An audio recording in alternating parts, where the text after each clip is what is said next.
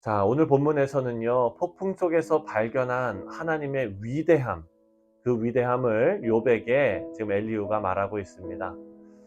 엘리후가 계속해서 욥에게 고난에 담긴 하나님의 뜻, 그리고 오늘 본문에서는 하나님의 위대함을 강하게 주장하는 그 이유가 있습니다. 그 이유는 욥이 하나님을 대적하고 있다라고 지금 엘리후는 생각하고 있기 때문입니다. 욥은 하나님 앞에 자신의 문제를 가지고 나옵니다. 그 과정에서 하나님 앞에 때로는 탄식하고 때로는 원망도 하고 또 때로는 절규하고 있습니다. 그런데 엘리후가 보기에는 이런 것이 욥의 이런 태도가, 욥의 이런 모습이 하나님 앞에 망령되게 행동하는 것으로 보이는 것입니다. 그리고 이런 욥에게 엘리후는 회개를 강요하면서 고난에 담겨 있는 하나님의 뜻은 욥이 훈련을 받고 그리고 회개하도록 하기 위함이다라는 것입니다. 지금 욥이 대적하고 있는 하나님은 위대한 하나님이시다라는 것을 욥에게 말하고 있는 장면이 바로 오늘 본문 말씀입니다. 그래서 어제 말씀에 이어서 하나님께서 어떤 분이신지를 계속 강조하면서 오늘 말씀은 폭풍 속에서 자신이 발견한 하나님의 위대함을 욥에게 전하고 있습니다. 26절 이하를 보면 하나님께서 위대하시기 때문에 우리가 하나님을 알 수도 없고, 또 하나님께서는 물방울이 증발해서 안개가 되게 하시고, 그리고 또 그것들이 모여서 구름이 되어서 많은 사람에게 내리게 하신다라고 하나님을 표현하고 있습니다.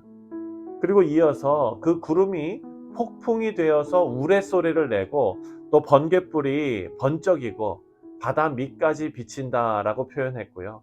그리고 31절에 이렇게 말합니다. 31절, 이런 것들로 만민을 심판하시며 음식을 풍성하게 주시느니라. 자연현상에서 하나님의 속성이 나타나는데 그 목적은 31절에 나오는 대로 만민을 심판하시고 또 풍요로운 땅의 음식으로 생존하게 하시는 것이다 라고 말하고 있습니다. 지금 엘리후가 하나님을 이렇게 표현하는 이유는 이렇게 크고 위대한 일을 하시는 하나님을 욥은 우러러보고 하나님을 인정하라라는 것입니다. 하나님은 찬양과 경배의 대상이지 여러분 인간의 판단의 대상이 될 수 없다라는 것을 지금 욥에게 엘리후가 주장하고 또 강하게 책망하면서 말하고 있는 것입니다. 이렇게 하나님의 위대함에 대해서 말하고 있는 엘리후 자신이 하나님의 위대함 앞에 자기 마음이 떨렸다라고 지금 고백하고 있거든요. 37장 1절 말씀입니다. 37장 1절에 이렇게 말합니다. 이로 말미암아 내 마음이 떨며 그 자리에서 흔들렸도다. 엘리후는요, 천둥 소리를 들을 때에 자신의 마음이 떨리며 정신이 나간 것처럼 두려움에 사로잡혔다라고 말합니다. 그런데 욥은 이렇게 두려운 하나님 앞에 자꾸 자기 문제를 가지고 나갑니다. 엘리후 입장에서는 그것이 너무나 잘못된 행동이라는 것입니다. 우리 사랑하는 성도님들, 그렇다면 인간이 하나님을 두려워하는 이유가 무엇일까를 한번 생각해 봤으면 좋겠습니다. 그것은 바로 인간의 죄에 대한 심판 때문에 인간은 그 심판을 두려워하기 때문에 하나님 앞에 나서는 것을 두려워하는 것입니다. 여러분, 전도할 때 걸림돌이 되는 것이 바로 두려움입니다. 사람들에게는요, 보편적인 두려움, 이런 보편적으로 깔려있는 생각들이 있는데요. 제가 목사로서 제가 모르는 사람을 처음 만났을 때, 특히 그분이 믿지 않는 분이라면 제가 저 자신을 목사라고 이렇게 밝히면은요, 거의 대부분 저를 어려워합니다. 하지만 예수 믿고 구원받은 성도들은요, 그런 분들을 만났을 때 제가 목사라는 것을 밝히면 너무 반가워합니다. 여러분, 이 차이가 어디서 나오는 것일까요? 교회, 종교, 하나님, 신, 이런 단어들을 들을 때 믿지 않는 사람들에게는 막연한 두려움이 있다는 것을 알 수 있습니다. 그렇다면 이런 두려움을 어떻게 해결해야 할까요? 바로 성경은요, 하나님과의 관계를 회복해야 한다라고 우리에게 답을 알려주고 있습니다. 자녀들이 부모에게 잘못한 것이 있을 때 그것을 숨기고 있으면 계속 마음이 무겁습니다. 하지만 부모가 자녀들이 그런 마음의 짐을 덜어낼 수 있도록 같이 앉아서 잘못한 것을 듣고 또 그 잘못을 용서해 주었을 때 그 아이에게는 마음의 기쁨이 넘치게 됩니다. 여러분, 이것이 하나님의 마음입니다. 골로새서 1장 20절 말씀을 보면 이런 말씀이 나옵니다.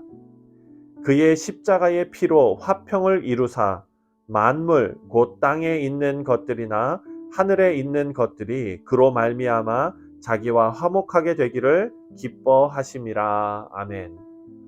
오늘 우리가 하나님과의 관계가 회복되어서 하나님과 풍성한 교제를 누릴 수 있는 것은 바로 예수님을 통해 하나님에 대한 두려움을 극복했기 때문입니다. 우리 사랑하는 성도님들께서 이런 은혜를 풍성히 누리시기를 주님의 이름으로 축원드립니다.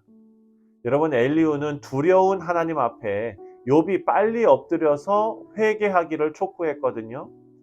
37장 14절부터 20절까지 엘리후는요, 하나님의 섭리에 대해서 인간이 할 수 있는 것이 아무것도 없다라는 것을 설명합니다. 그렇기 때문에 하나님께서 이유 없이 고난을 주셨다라고 생각하는 것은 잘못된 주장이다. 이런 잘못된 생각을 빨리 거두고 하나님 앞에 엎드려서 회개하라라고 촉구하고 있는 것입니다. 같은 일을 바라보면서 지금 욥과 엘리후는 서로 다른 주장을 하고 있습니다. 여러분, 하지만 우리 모두는 알고 있습니다. 이 고난의 시간이 지나가야 욥은 하나님을 만날 수 있습니다. 21절 말씀입니다.